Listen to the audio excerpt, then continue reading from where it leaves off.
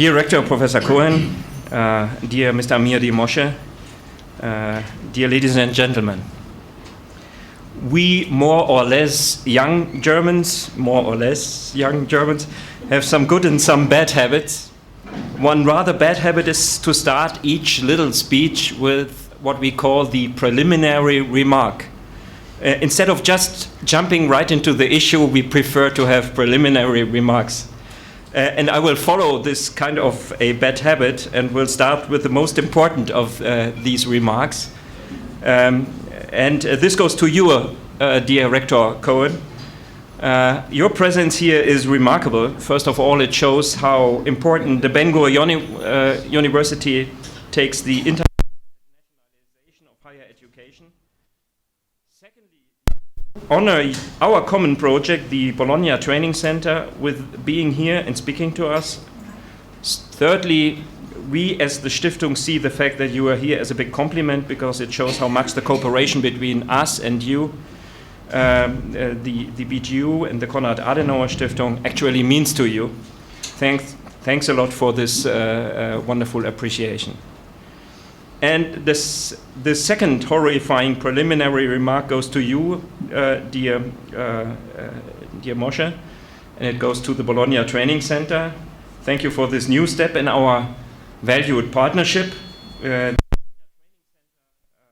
has become much more, this is my assessment of the situation, than just a simple gateway to internationalization of higher education in Israel. It is, and I think it stays, a gateway to Europe, because the Bologna process is nothing else than another branch of European integration. And let me also bring on the table our common idea to convince Israel to apply once again to be a full member of the Bologna process. We discussed that a couple of times, and I think it would be a good, maybe a small, maybe a big step, but a good step anyway. If one would limit his knowledge to what he or she reads in the newspapers, he or he, would be left with the impression that this relation, the relation between Israel and Europe and the European Union, is fully dominated by bad news. The European Union is a very complex body, and sometimes it is even understandable that not every decision is greeted with joy. Sometimes it is understandable that there might even be some sense of bitterness concerning the role of the European Union in Israel. But who really takes a fair and close look at the role the European Union plays, especially in the field of higher education in Israel, the good news would dominate by far. If good news would only find the same amount of attention in the media, but this is another issue we could possibly discuss for hours. Who would deny that there is hardly any other country outside the European Union which is so closely bound with the European Union, if not Israel? Who would deny that there is any other country which would profit so much from programs like Horizon 2020, if it is not Israel, outside the entity of the European Union? This list could even be much longer if I think it would be easy to extend this. But, and this but is an important but, maybe a but in capital letters, as the European Union bases its work in the field of higher education fully on the relevance of ranking and benchmarking, it is in the same time urgent, timely, and effective to bring up this important issue. When I prepared myself for these short greetings, I found out that there's immense knowledge, immense data on the issue of ranking and benchmarking in higher education. The new sport, you know, is Googling. And if you simply Google the words benchmark in higher education, you will be surprised that you get almost about 39 million results, which does not maybe necessarily reflect the whole bunch of those things that are in the end important, but I think it's already quite a number.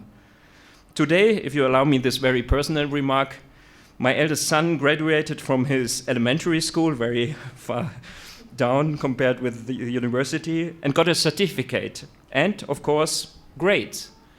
Ranking and benchmarking is a little bit, if you allow me this banality, a little bit like getting grades in school.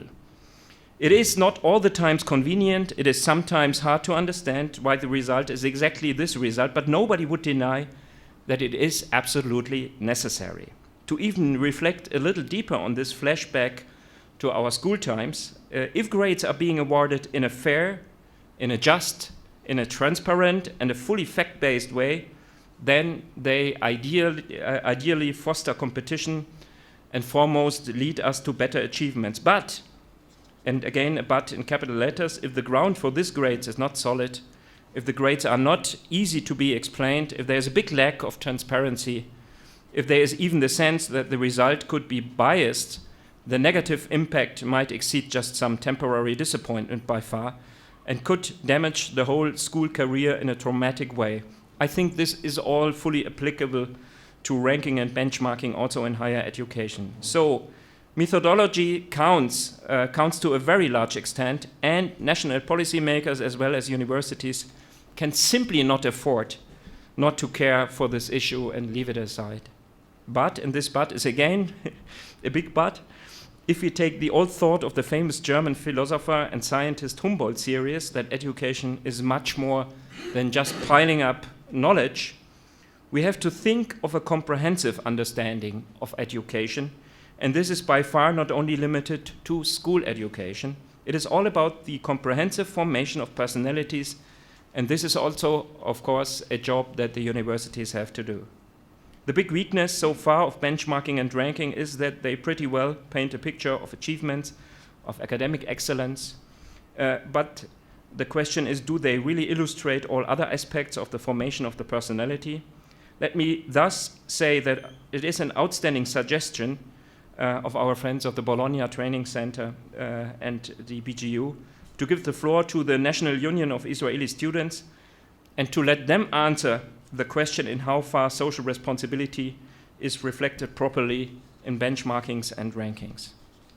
One of the biggest mathematicians ever, the French René Descartes, the founding father of rationalism and as such maybe something like the godfather of benchmarkings, once said, "You cannot measure what you cannot describe properly." So I wish this conference, which is mainly there to describe properly what should be the basis for benchmarking and rankings in higher education, I wish this conference a tremendous success and all of us a very fruitful afternoon. Toda Rabba.